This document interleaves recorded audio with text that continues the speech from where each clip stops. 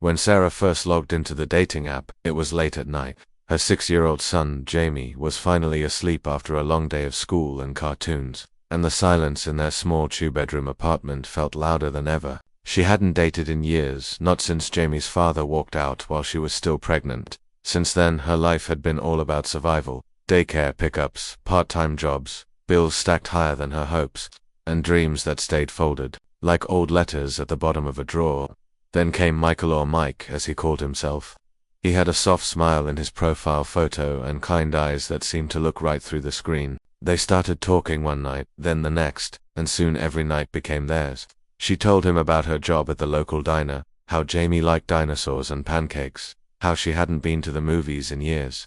Mike listened, really listened. He told her about his work in tech, his love for jazz, and how he'd been lonely too. 3 months in, Sarah was convinced he was different. He didn't ghost her. He asked about Jamie. He even stayed up late during her night shifts just to keep her company through voice messages. She smiled more. Jamie noticed. "Mummy, why are you always laughing with your phone?" he asked one night, peeking from his blanket fort. "I met someone," she admitted. "A friend, a good one." But Sarah hadn't told Mike everything. She didn't tell him she was barely scraping by.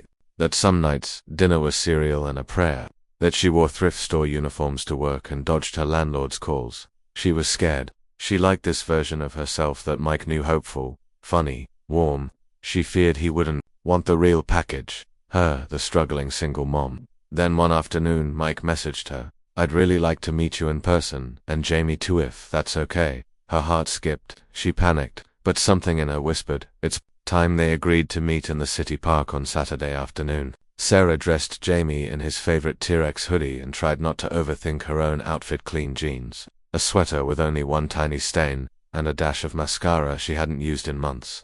Mike arrived early. He looked just like his pictures, but somehow ...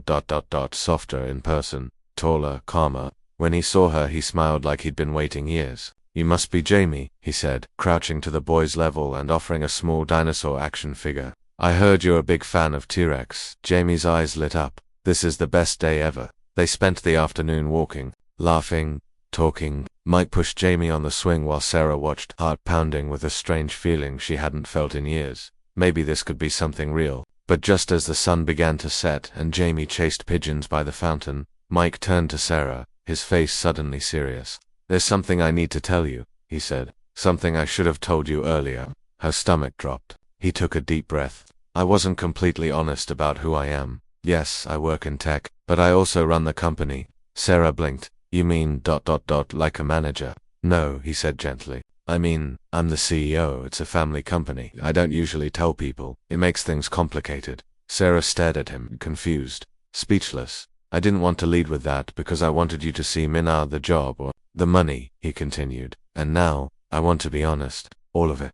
She felt the world spinning. CEO. All this time, she thought he was just a guy with a laptop and a soft voice. And here she was, hiding coupons in her purse and pretending. She wasn't falling apart most days. "I've got secrets too," she finally said, her voice shaking.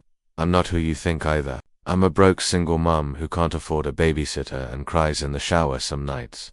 I've been terrified to tell you that." Mike's eyes softened. "I already knew," he said. "And I never cared about any of that. I care about you and Jamie." She stared at him, trying to make sense of the moment. "But ... why?" "Because you're the most real person I've met in years," he said. "And because when I hear you laugh, I remember what hope sounds like." Weeks turned into months. Mike showed up for her and Jamie in small ways and big. He'd bring groceries over, help Jamie with homework, surprise Sarah at work with coffee and notes tucked into paper napkins. But Sarah insisted on keeping her independence. "I don't want to be saved," she said. "I just want someone who won't walk away," and he never did. Together, they worked through the challenges. Sarah's fear of not being enough, Mike's past filled with pressure and pretenses, Jamie's adjustment to suddenly having a father figure. There were tears, fights, honest talks under the kitchen light after Jamie fell asleep. But there was laughter too, new traditions, a life built not on secrets but on truth, vulnerability, and trust. One rainy evening, Mike knelt down in their tiny apartment living room. Jamie was the one holding the ring box. "Mummy," he said, grinning, "can we keep him forever?" Tears spilled down her cheeks as Mike looked up at her. "You don't have to say yes," he whispered. But I'd love to be the man who shows up for you, for both of you every day. She didn't need a mansion, a miracle, or a millionaire. She just needed a man who stayed. And that day, she said yes, not just to love, but to the life she thought she'd never have again.